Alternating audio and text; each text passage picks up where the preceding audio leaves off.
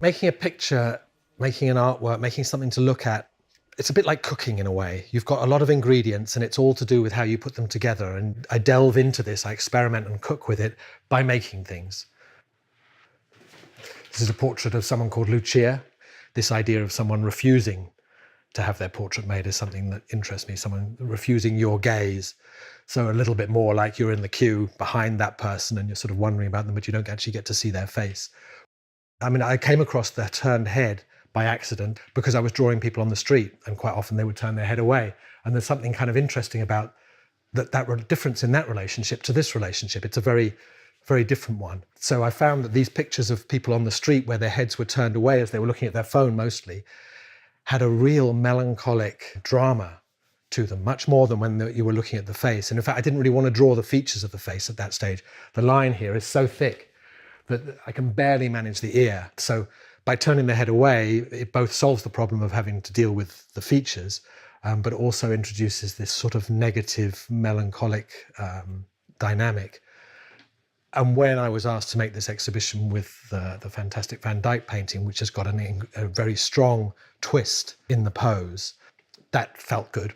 There's all this history of the turning shoulders and the turning head and what that indicates and means, and how that affects the relationship between both the artist, the sitter, and the viewer. So when you look at the Van Dyck, you know that it's him. He's painted himself, so that's different again. And you also know that he has turned towards you. So there's a sense of meeting and of dynamic and surprise, which is exciting. George is an American interior designer.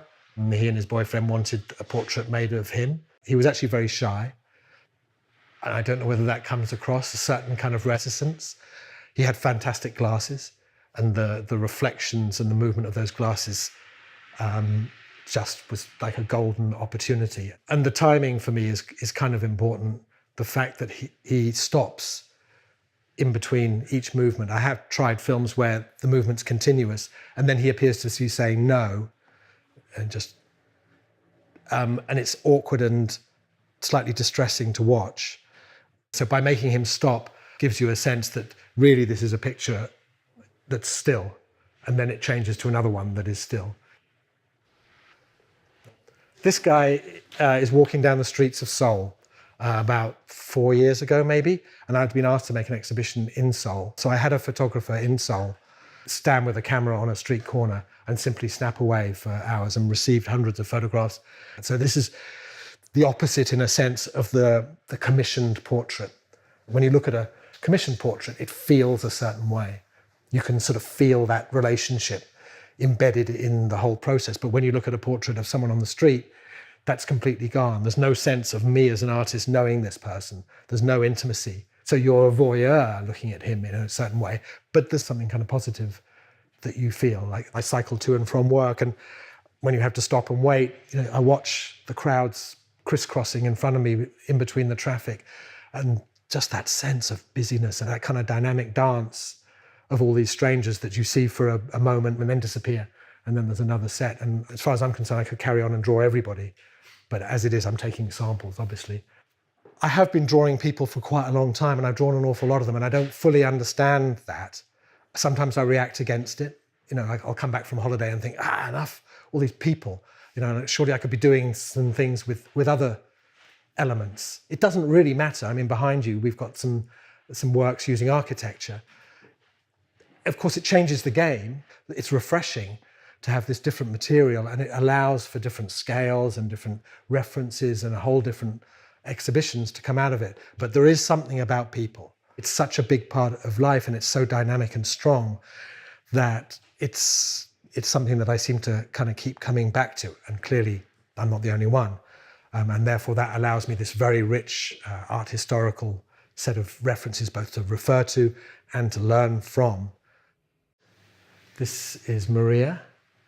I was making images that were very strongly related to art historical sources in a way that there was no question when you look at that's where it's coming from. I was very clear about the references in terms of the pose, the dress, the format, the composition, the fact that he's got this kind of landscape with her house in the background and the dappled light, very, very much coming from Joshua Reynolds' who is a great influence and hero of mine. And also, it's interesting that Joshua Reynolds is often placed in relation to Van Dyck.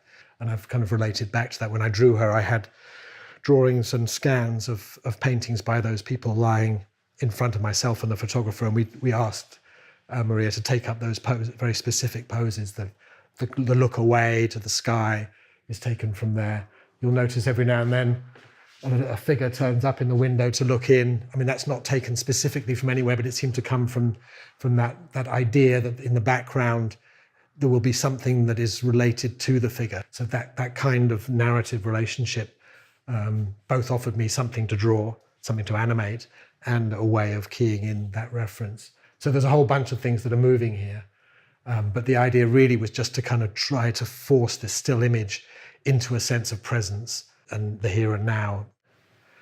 Computer drawing tends to work a lot in layers, as old master paintings used to do. So you do layers of drawing and layers of glazing, and each one would build up and make it seem more ephemeral, more deep, and more intangible as to how it actually got created. I felt in this case, this sort of obfuscation and not allowing your brain to ever really be able to figure out quite what's going on, it works. Art gets looked at in art galleries and museums and treated as art, and you can ignore that and just make things and then let that process happen. Or you can try to take responsibility for the way in which an artwork is read and what it will be read as in the biggest sense that you can understand at the time. And that's what I try to do. So the fact that you're looking at an artwork and you know it's an artwork and you know that I must be on a certain level of an artist to be showing in this space, and you know that it's got a certain value, and you know that it's made of a certain thing that will last for us. All of those things are rushing through your head at the same time as taking on the colors, the movement, the technology, the height on the wall. That is the reality of the artwork in its broadest sense. And that's what I'm dealing with. And I'm trying to get all of that to provide as powerful an engine for that work as I can manage. Showing next to Van Dyck doesn't make me nervous, although it should. I feel excited about doing it because it's such a great artwork and it's so dynamic, so alive, the Van Dyck self-portrait, that it sort of just puts you in a good mood. So I think a good receptive mood. People have said to me on occasion, and it's the nicest thing, that after they've been to see my exhibition, when they go out on the street, they notice things. I think that's totally fantastic.